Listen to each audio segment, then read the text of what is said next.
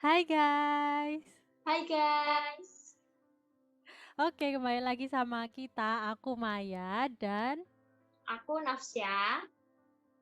kali ini kita akan bikin video yang ketiga tapi bukan tentang personality kita, tentang keakuntansinya ya guys. Jadi kalian jangan sampai bosan, tonton video ini sampai akhir.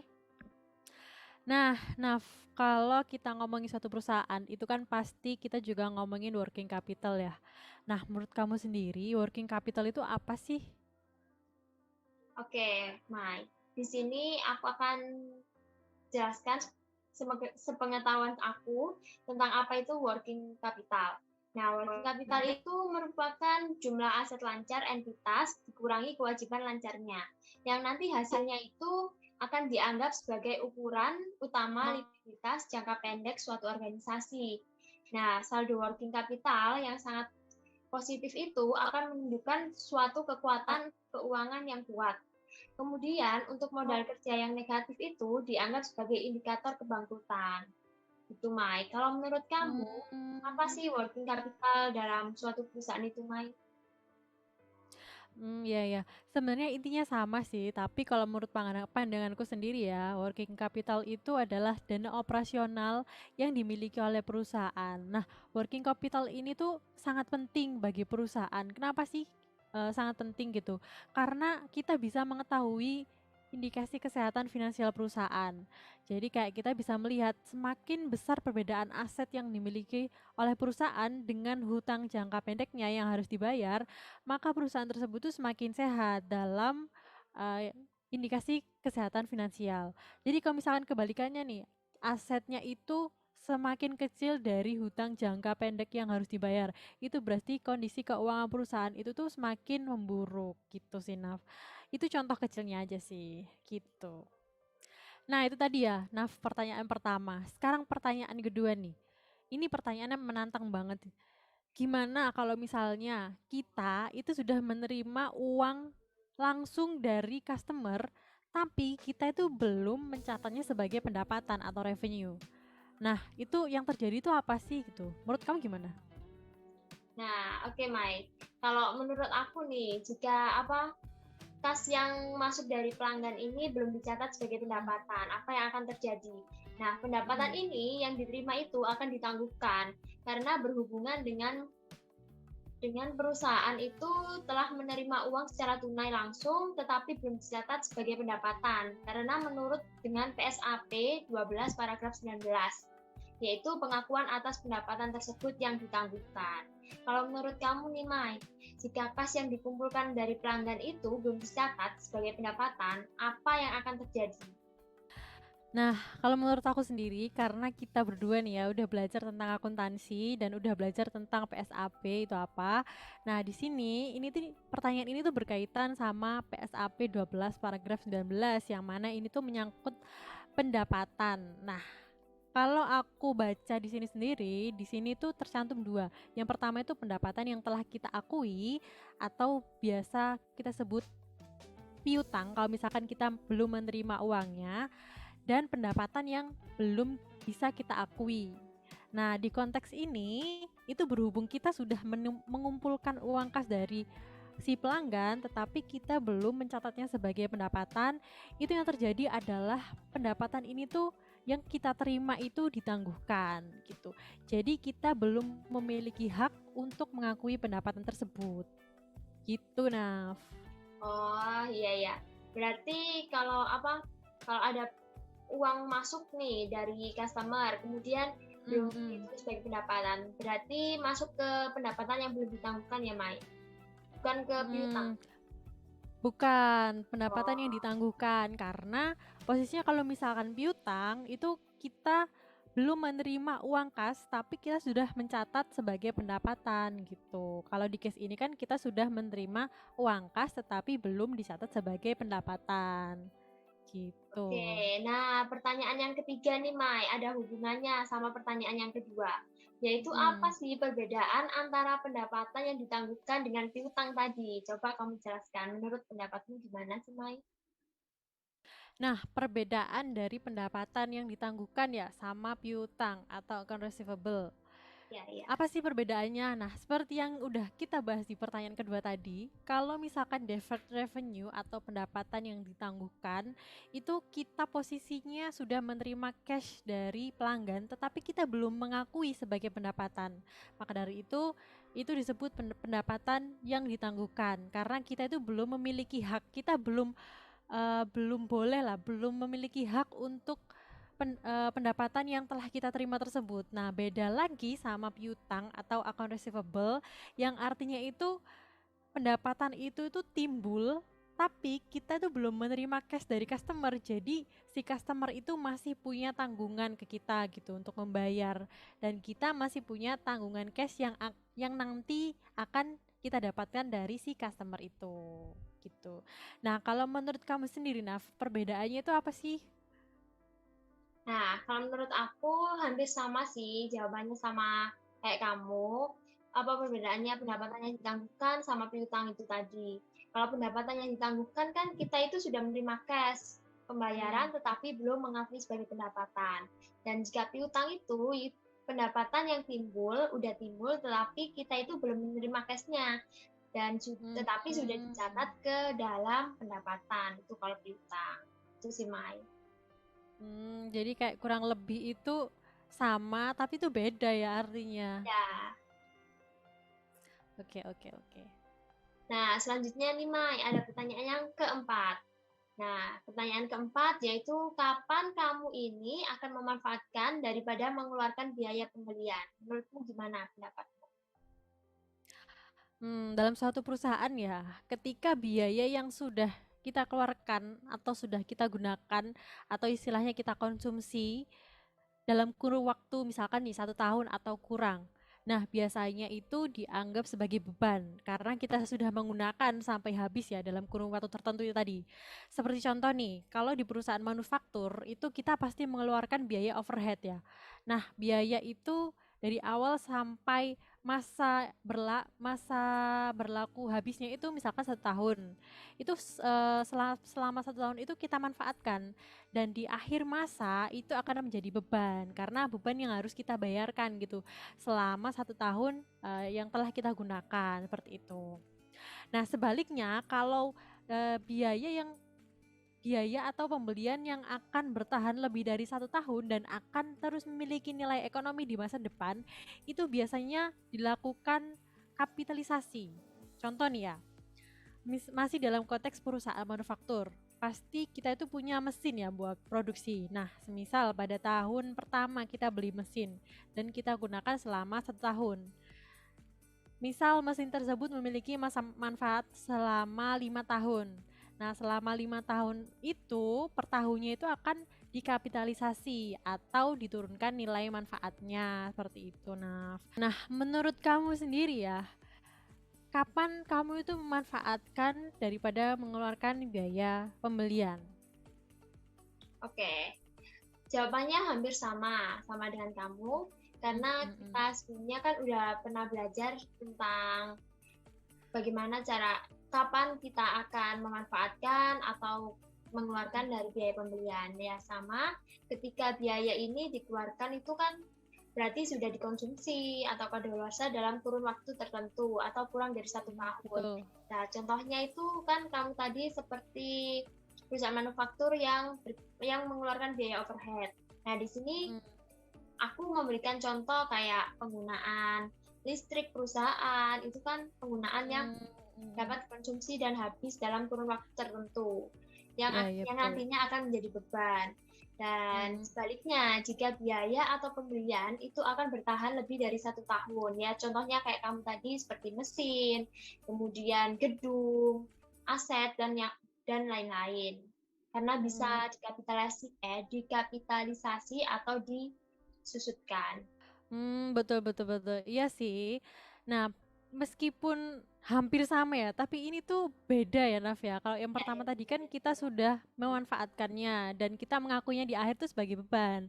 Tapi di yang kedua ini itu benar ya kita sudah memanfaatkan ya selama kurun waktu tertentu. Tapi kita tuh masih bisa memanfaatkan gitu loh ke depannya dengan Depannya ya, menyusutkan nilai dari si aset tersebut, ya ya. kan?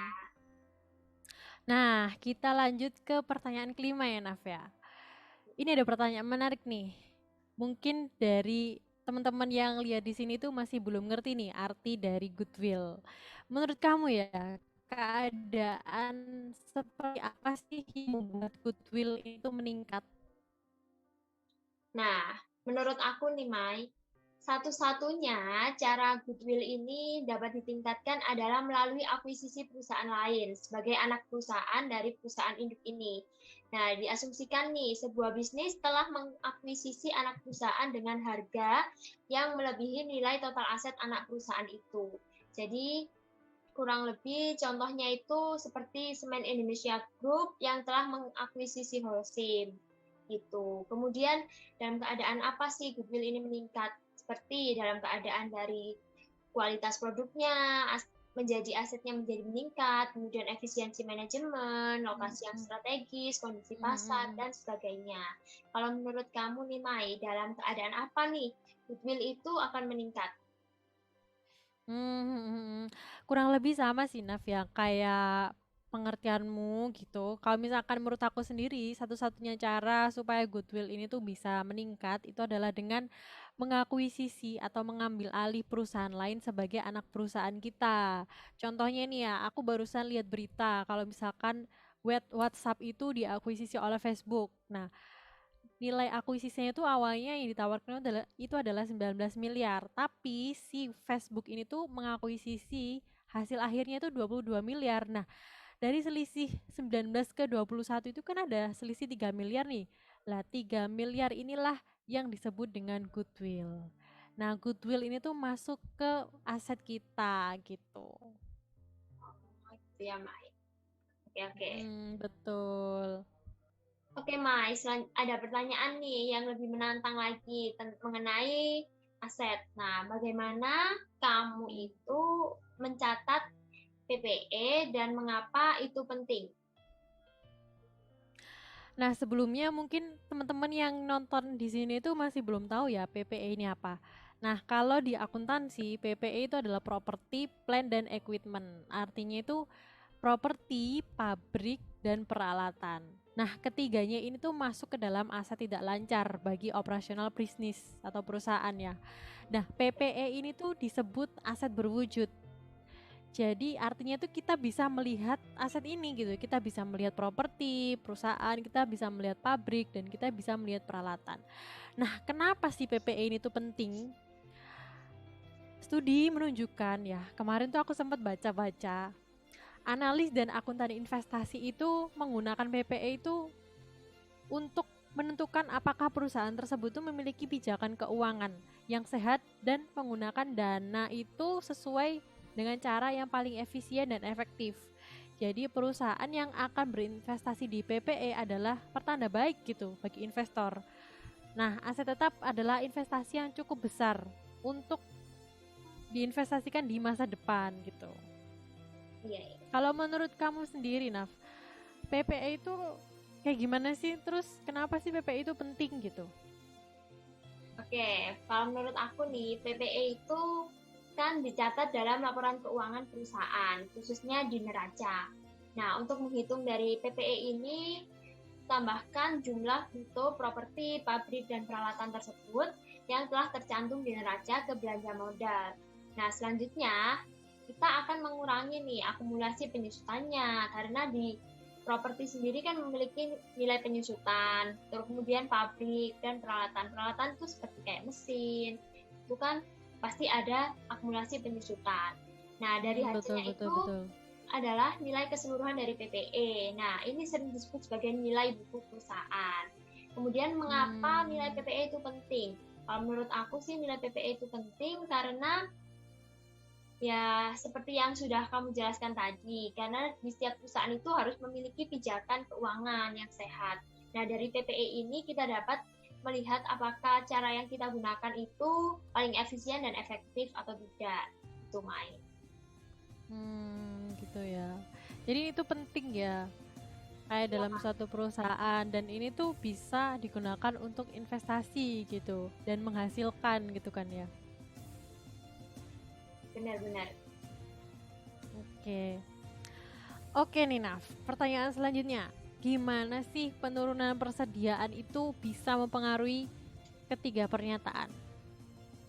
Nah, kalau menurut aku nih, Mai, dari penghapusan inventaris yang nantinya itu akan berdampak pada laporan laba rugi dan neraca. Nah, sebuah write-down ini diberlakukan sebagai beban, yang berarti pendapatan bersih dan kewajiban pajak ini akan berkurang ke depannya. Nah, kalau menurut kamu nih, Mai, bagaimana penurunan persediaan ini mempengaruhi ketiga pernyataan? Nah, sebenarnya kurang lebih sama ya. Cuman aku mau menambahin dikit. Dari pengurangan laba bersih itu, dengan demikian itu dapat mengurangi atau menurunkan laba ditahan gitu.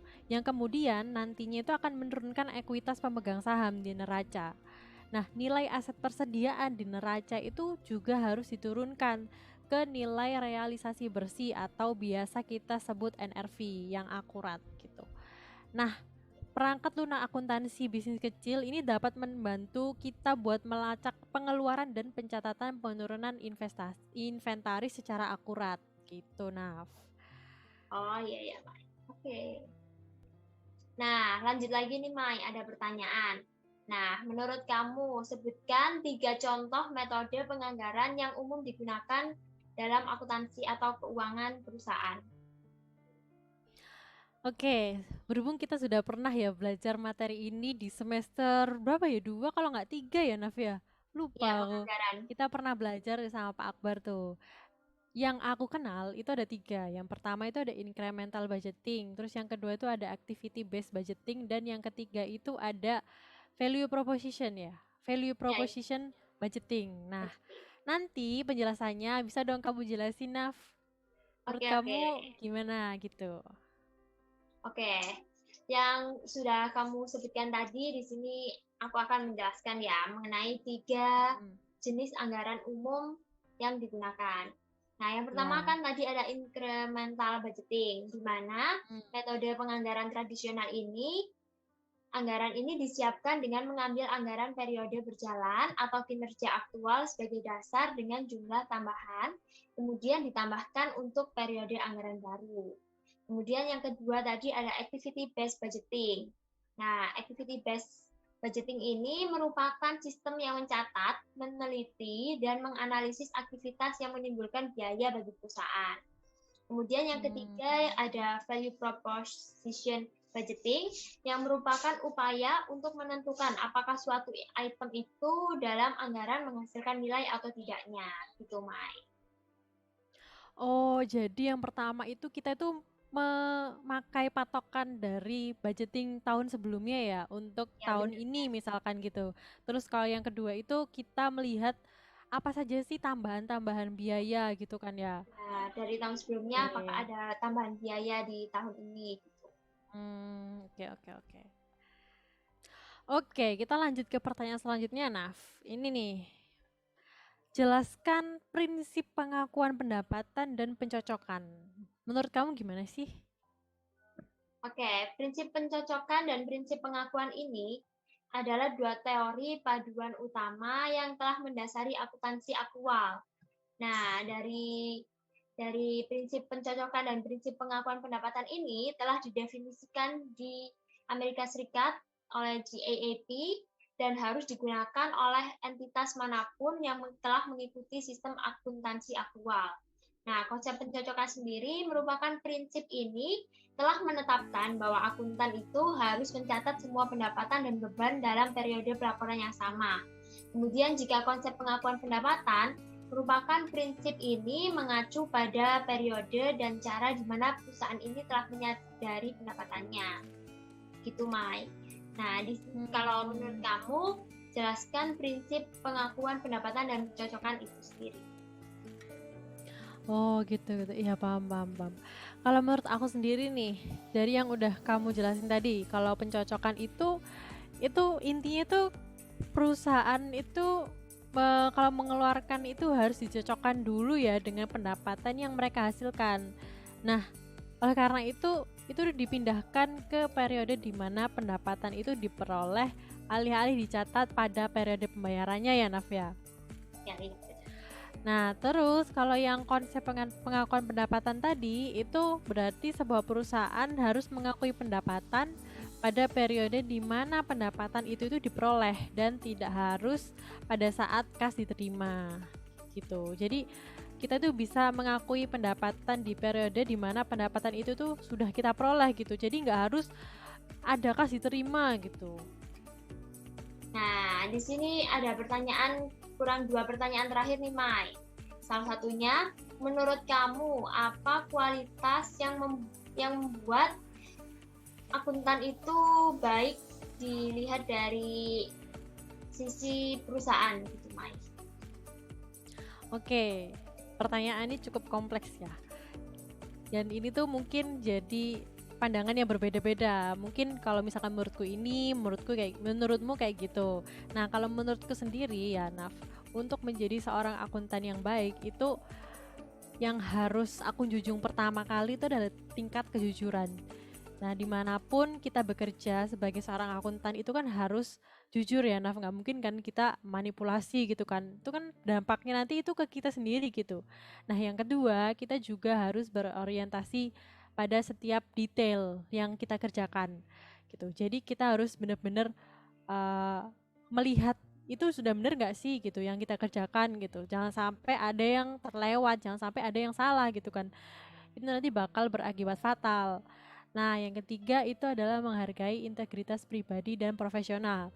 Dalam bekerja, kita harus memisahkan kepentingan pribadi kita dengan kepentingan perusahaan gitu kan ya. Lalu yang ke berapa tadi? 4 ya. Yang keempat ini adalah kita harus memiliki komunikasi yang baik.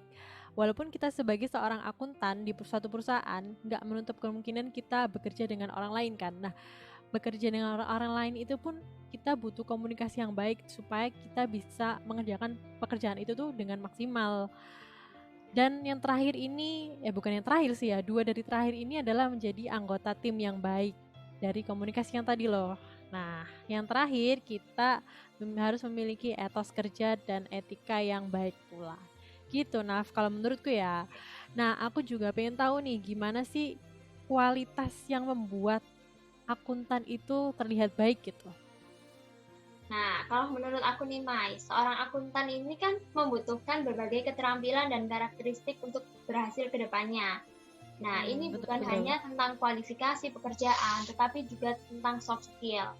Nah, ada beberapa soft skill agar kita itu dapat menilai kualitas akuntan terbaik itu bagaimana. Ada 8 soft skill, diantaranya yang pertama yaitu rasa etika yang kuat, di mana kita itu harus tahu benar atau salahnya, selalu menunjukkan integritas dalam kegiatan akuntansi dan pembukuannya. Kemudian yang kedua, yaitu harus terus belajar, di mana harus menunjukkan minat untuk tetap up to date, di mana dengan diperkenalkannya prinsip, undang-undang, dan pajak baru, bidang akuntansi ini akan terus berubah dengan perkembangan zaman yang telah berkembang. Kemudian yang ketiga yaitu menjelaskan akurasi. Yang keempat ada keterampilan organisasi. Yang kelima yaitu yang sudah kamu jelaskan tadi, rasa akuntabilitas. Kemudian yang keenam ada kemampuan belajar dalam tim. Yang ketujuh ada kepercayaan dan keandalan. Dan yang kedelapan yaitu kreativitas, di mana akuntan ini harus kreatif saat cara menghitung angka. Kemudian mereka juga harus mampu mengembangkan ide-ide agar strategi untuk memecahkan masalah itu dapat kompleks dan unik gitu, Mai. Oke. Jadi sebenarnya itu banyak banget ya yang harus kita persiapkan gitu untuk menjadi akuntan yang baik supaya kita itu bisa dipercaya oleh satu perusahaan yang akan merekrut kita gitu kan ya. Iya. Oke. Oke, the last question nih. Kita udah sampai di pertanyaan terakhir. Yes. Ini yang menentukan kamu nanti kedepannya mau jadi apa ya. Oke, pertanyaannya nih yang terakhir. Kamu punya nggak sih rencana untuk melakukan pengembangan profesional dan pendidikan berkelanjutan, kayak misalkan mau lanjut ke S2 gitu kan, atau mau ambil sertifikasi gitu. Terus kenapa gitu loh? Oke, di sini aku akan menjawab pertanyaan dari kamu. Nah, di sini aku ingin melanjutkan pendidikan S2 akuntansi Alasannya yaitu ingin menambah pengetahuan mengenai akuntansi, kemudian juga ada dorongan dari orang tua untuk S2, dan dosen pun juga menyarankan untuk aku tetap belajar untuk melanjutkan S2 gitu, Mai. Kalau kamu nih, gitu. apa kamu itu punya rencana untuk melakukan pengembangan profesional dan penelitian berkelanjutan? Dan alasannya itu mengapa? Dan alasannya itu kenapa kamu ingin melanjutkan itu? Nah, kalau aku sendiri nih, untuk saat ini nih ya, aku masih belum terpikirkan untuk lanjut ke S2. Tapi di saat ini nih aku punya rencana gitu, Naf, untuk mengembangkan keprofesionalanku, seperti aku contoh mau ngambil sertifikasi pajak yang kita kenal dengan brevet A dan B. Nah, karena hanya dengan memiliki gelar saja sarjana akuntan saja itu nggak cukup gitu loh, Naf. Benar. Banyak gak sih di luar sana yang lulusan akuntansi itu banyak kan? Nah, apa yang bisa kita tawarkan, skill apa yang kita punya untuk kita tawarkan ke perusahaan nanti gitu. Kalau misalkan kita nggak punya apa-apa gitu kan, cuman bawa embel-embel sarjana akuntan gitu kan, tanpa memiliki skill apapun gitu. Ya kita kan mesti kalah kan sama mereka yang udah punya skill seperti contoh brevet, terus apa CA gitu kan. Gitu. Jadi mungkin untuk saat ini pengen ambil sertifikasi itu sih. Kalau misalkan lanjut S2 itu masih ya nantilah, kalau misalkan ini kan masih ngumpulin uang juga kan ya. Ya, S2 kan benar, nggak harus murah kan. Tapi tahu. juga coba-coba ambil cari-cari beasiswa gitu kan juga banyak ya. Iya, benar. Harus cari Gitu. beasiswa. Tuh. Tuh. Nah, itu tadi ya Naf, kita sudah mencapai di penghujung pertanyaan. Benar. Dengan resume nih, aku mau sedikit memberi kesimpulan dari video kita ya. Kita udah belajar tadi yang pertama tentang dasar akuntansi. Terus kita belajar tentang budgeting, penganggaran nih. Terus kita belajar tentang PPE, ya nggak sih? PPE, ya. Terus kita belajar tentang piutang sama pendapatan yang ditangguhkan. Iya, benar. Nah, terus kita juga ngomong tentang gimana sih caranya jadi akuntan yang baik itu, gitu kan. Sama gimana yang terakhir keinginan kita untuk mengembangkan profesional kita dan keinginan untuk melanjutkan pendidikan di jenjang yang lebih tinggi lagi. Ya nggak sih, Naf? ya. Oke, terima kasih buat yang sudah nonton. Jangan lupa untuk like, comment, and subscribe. Oke, sekian dari kita berdua. Dadah. Dadah.